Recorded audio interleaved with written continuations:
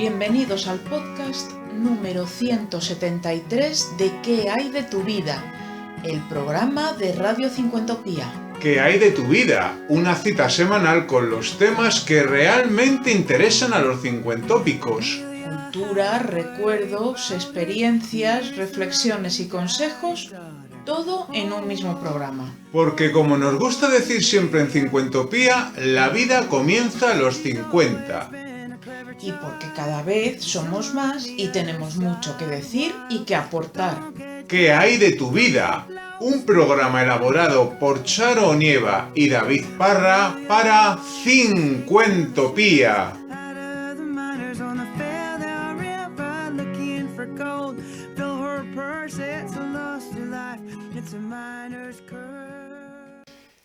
Y vamos ya con nuestra exposición de arte de la semana, Charo Onieva.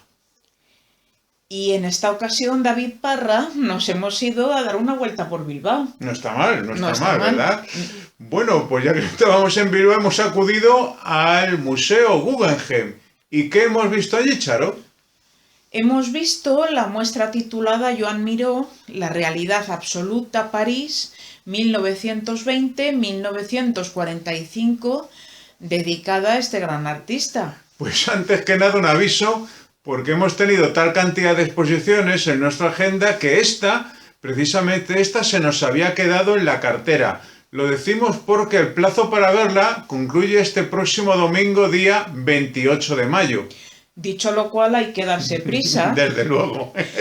Y además porque sin duda es una excelente excusa para viajar a Bilbao y deleitarse con las múltiples atracciones con que cuenta la ciudad.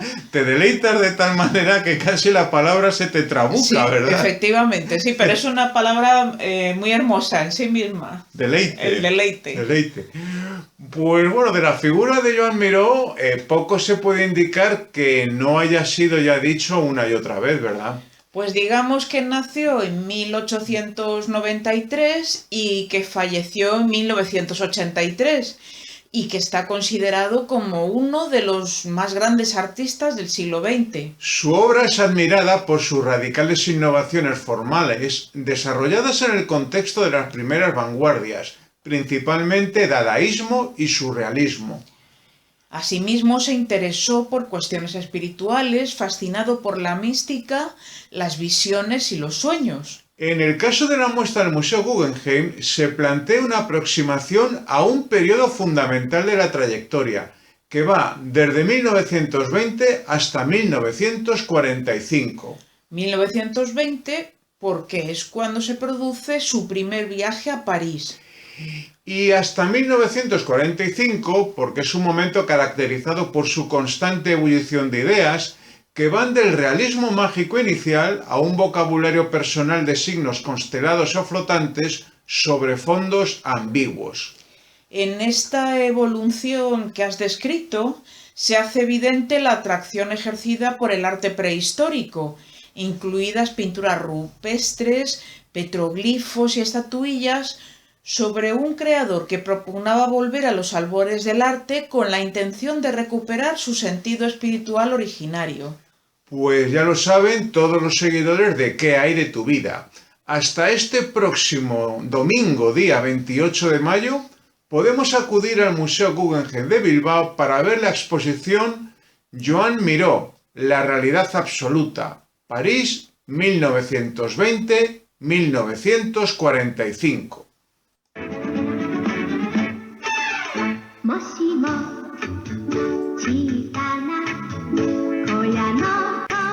Inconfundible. Que levante la mano aquel cincuentópico que no haya reconocido a la primera la melodía que corresponde a la serie que vamos a analizar hoy. Pues es verdad, Charo, una melodía inconfundible con la que una parte apreciable de quienes por aquel entonces éramos niños nos deleitábamos las tardes de los sábados. Estamos hablando de la serie de dibujos animados realizada en Japón, Heidi, que nos conmocionó. A diferencia de otras ocasiones, la melodía que hemos puesto no es la del comienzo de cada capítulo, sino la del final del mismo. Pero aún así es muy fácilmente reconocible. Sí. Bueno, aprovecho esta circunstancia para plantear una cuestión. ¿Las palabras que suenan de fondo son realmente frases en japonés o no? Mm, Sin duda una cuestión que quien más, quien menos nos hemos planteado. ¿Tú sabes japonés o has estado alguna vez en Japón, David? Pues vamos a ver, vamos a matizarlo.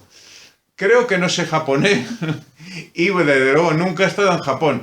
Eso sí, yo tenía el firme propósito en caso de acudir a Japón de que lo primero que iba a hacer era tararear esa canción, esa letra y a ver si realmente me comprendían o me abatían a golpes los habitantes del país. Bueno, tú, ¿cómo tus estudios de japonés? ¿Tienes estudios de japonés? No ¿Careces tengo de ellos? estudios de japonés, no he estado en Japón y me confieso ferviente admiradora de la producción literaria de Mishima, Sí, de sí, Yukio sí, Mishima. me consta que eres admiradora de Mishima y me consta incluso que tienes un par de katanas por ahí con las que de vez en cuando aterras a la gente, ¿no?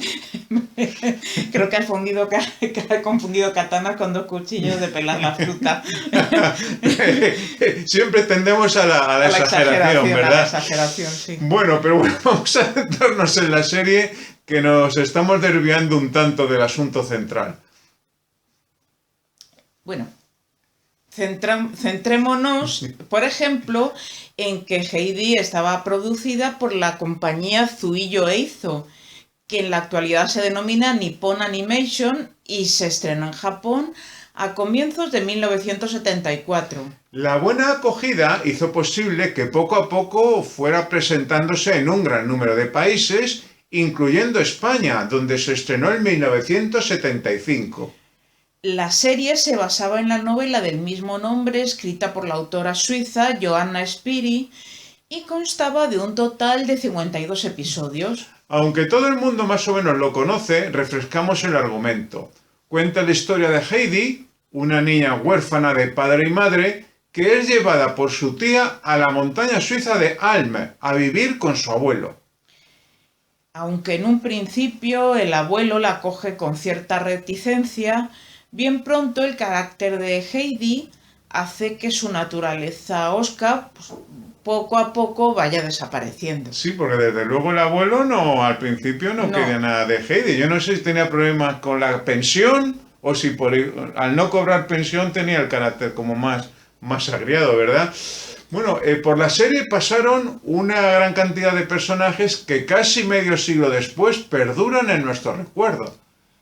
el cabrero Pedro, compañero de juegos de Heidi, la niña paralítica Clara, la severa institutriz de la señorita Rottenmeier. Y luego estaban los animales, el perro niebla, el pájaro pichí o las múltiples cabras con muy distintos nombres. La serie nos contaba las aventuras de la niña y en ocasiones nos conmovía con las desgracias que ocurrían hasta ponernos un nudo en la garganta. Quizá de todas esas desgracias la más tremenda era cuando Heidi debía abandonar las montañas y viajar a la ciudad de Frankfurt, donde la esperaba la casa de los señores Sesemann, que incluía a la niña Clara, pero también a la señorita Rottenmeier, quien se convirtió en uno de los personajes más detestados por todos los niños de la época. A ti, la señorita Rottenmeier, ¿qué tal te caía? Fatal. Fatal, como a todo el mundo, Como a ¿verdad? todos. En fin. Heidi siempre en nuestro recuerdo.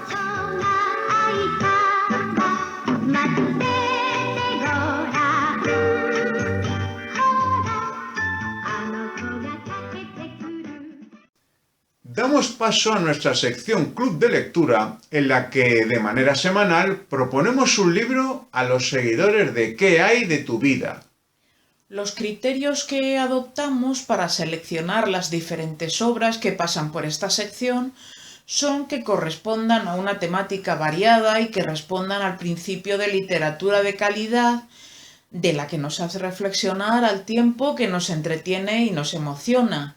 En esta ocasión reseñamos el libro Diario, 1893-1937, del conde Harry Kessler, publicado para el mercado castellano parlante por Libros de Vanguardia y con la cuidada edición de José Enrique Ruiz Domènech.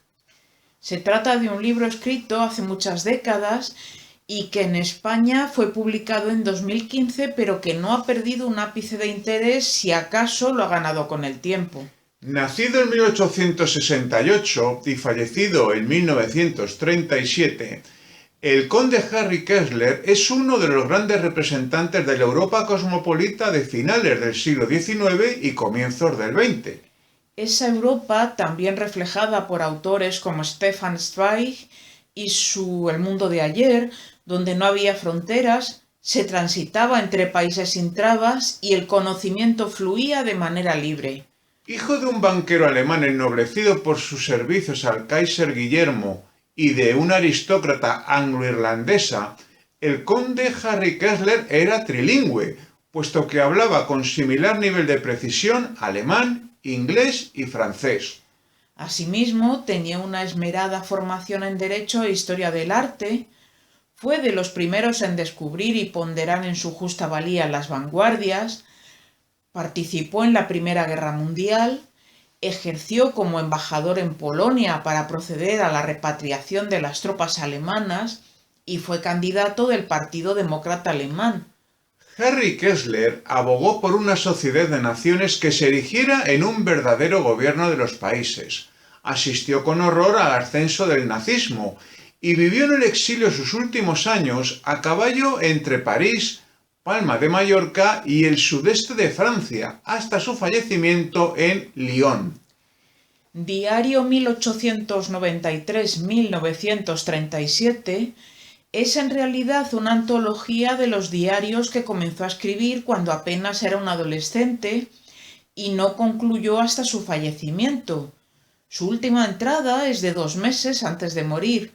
La totalidad de dichos diarios ocupa 9 volúmenes y por encima de las 6.000 páginas. De la mano del conde Harry Kessler recorremos los principales recovecos culturales de Berlín. Nos sumergimos en la noche de París, paseamos por las calles de Londres, nos asombramos ante la belleza de Troya, navegamos hasta atravesar el Atlántico y llegar a México, asistimos a la formidable acumulación de arte de Roma, Florencia y Venecia.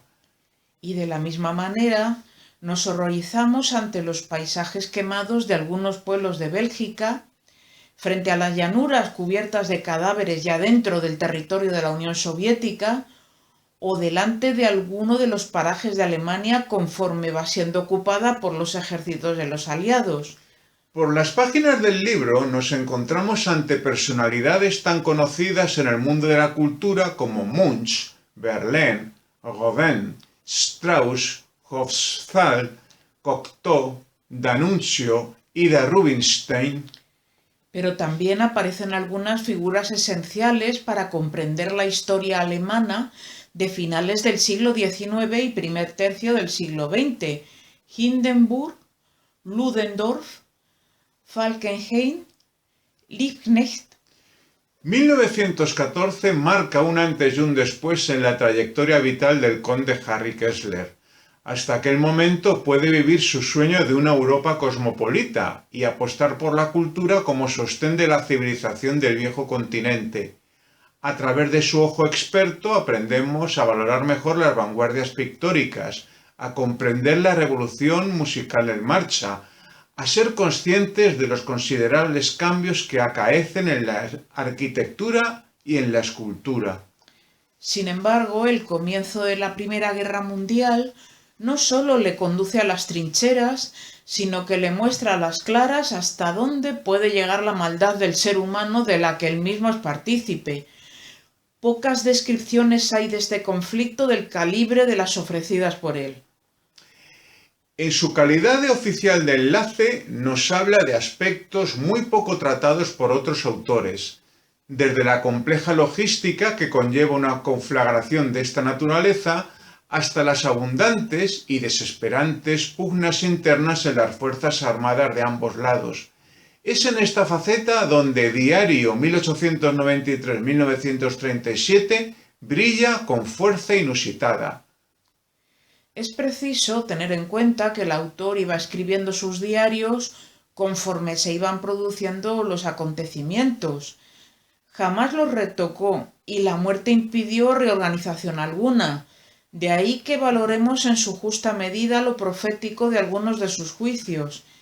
En ocasiones de índole artística, al ponderar la obra del escultor Gustave Vigeland cuando ni siquiera era conocido en su propio país de origen, o al profetizar el éxito que tendría una ópera como El Caballero de la Rosa, en cuyo libreto llegó a participar. Y otras veces sus pronósticos de carácter político, al aludir a la incansable capacidad de trabajo de Churchill y a lo que sucedería si alguna vez llegaba a ocupar el número 10 de Downing Street, o al prever cuál podía ser la ulterior trayectoria del general polaco Pilsudski o del político hindú Shastri. Particular ponderación merece el prólogo de José Enrique Ruiz Domènech, quien asimismo se ha encargado de la antología de textos. Su introducción permite una mejor comprensión de la obra del conde Harry Kessler, de sus anhelos vitales, de su gusto por la belleza y de su afán por la justicia. También es sumamente acertada la nota final al libro, realizada por el traductor Raúl Gavás, quien explica algunos de los desafíos que ha supuesto enfrentarse a un texto de esta naturaleza. Incluso la portada nos parece especialmente bella, con la fotografía que en 1911 Hugo Erfurt realizó al autor en primer plano.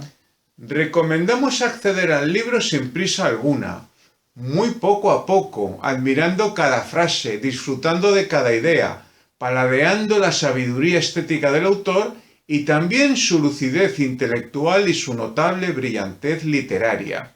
Su atenta lectura nos permitirá comprender realidades como el surgimiento y consolidación de las vanguardias, la llegada de los totalitarismos a las sociedades europeas y los verdaderos responsables del apogeo de tales movimientos, el auge del nacionalismo de naturaleza más cerril. Por desgracia, la obra del conde Harry Kessler no está traducida al español. En el caso de los diarios completos tenemos dudas de que editorial alguna se atreva a cometer una tarea de esta magnitud a corto plazo.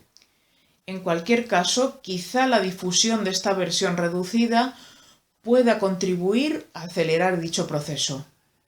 Conde Harry Kessler, diario 1893-1937, libros de vanguardia.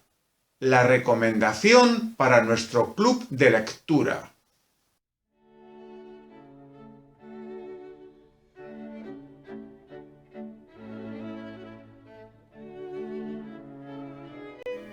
El cuarto cerrado. Poema de José María Eguren. Mis ojos han visto el cuarto cerrado.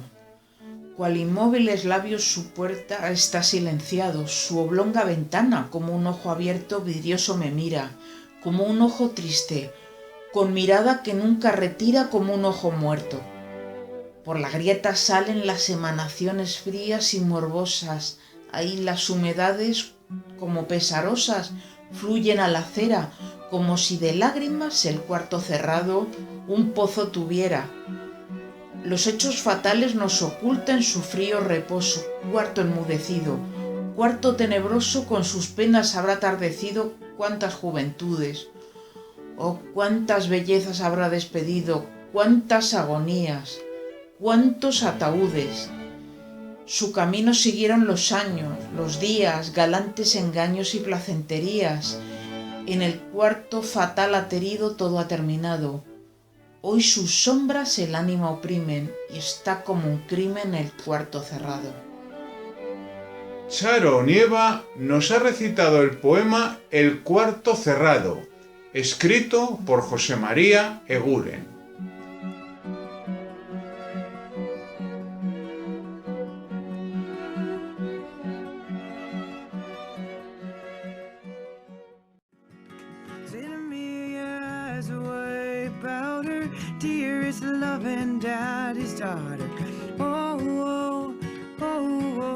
Hasta que ha llegado el podcast número 173 de ¿Qué hay de tu vida? el programa de Radio Cincuentopía. Una cita semanal con los temas que realmente interesan a los cincuentópicos. Cultura, recuerdos, experiencias, reflexiones y consejos, todo en un mismo programa. ¿Qué hay de tu vida? El programa para todos los que hayamos cumplido los 50 años y pensamos que lo mejor está todavía por llegar. Nos despedimos hasta el jueves próximo. ¿Qué hay de tu vida? Un programa elaborado por Charo Nieva y David Parra para Cincuentopía. Didn't stay that long. She was still a girl when she left town. But my, what a sight.